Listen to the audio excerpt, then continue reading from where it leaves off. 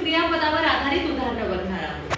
क्रियापद म्हणजे काय की असा शब्द की ज्याच्यामधून आपल्याला काय दिसते, कृती दिसते, क्रिया दिसते, बरोबर आहे. मग आता क्रिया कोणत्या कोणत्या असतात. मग आपण काय म्हणतो, मी जेवण केलं म्हणजे कोणती कृती झाली, केलं, जेवण केलं, बरोबर आहे. करण्याची कृती झाली की नाही. मी खातो, मी खातो, बरोबर आहे. मी पितो, मी चालतो, मी पळतो, मी नाचतो.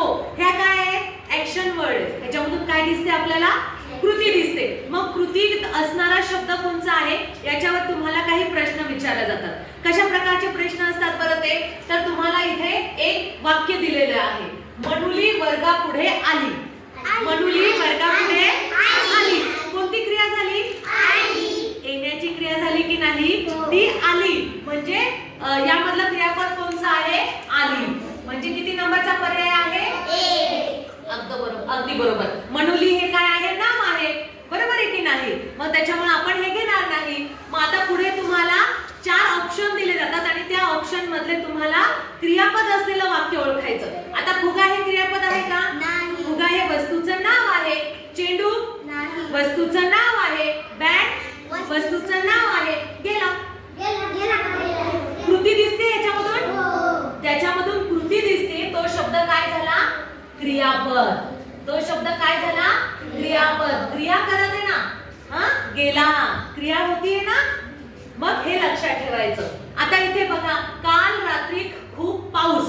काल रात्री खूप पाऊस कंसामध्ये तुम्हाला हा शब्द दिलाय. त्या शब्दाला तुम्हाला चेंज करायचंय, त्याचं रूप बदलायचं. त्या वाक्यानुसार तुम्हाला रूप बदलायचं. काल रात्री खूप पाऊस पडला.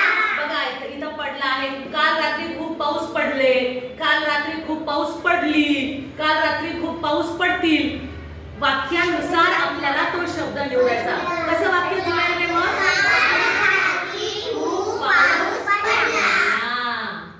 बरोबर.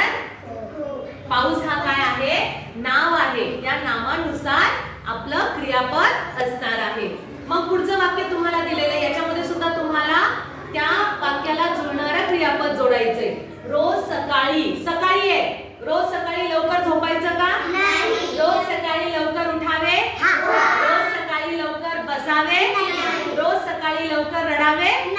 मग कोणतं बरोबर वाटतं, सकाळी आपण काय करतो, उठतो. रोज सकाळी लवकर उठावे. तो शब्द बघायचा, ठीक आहे.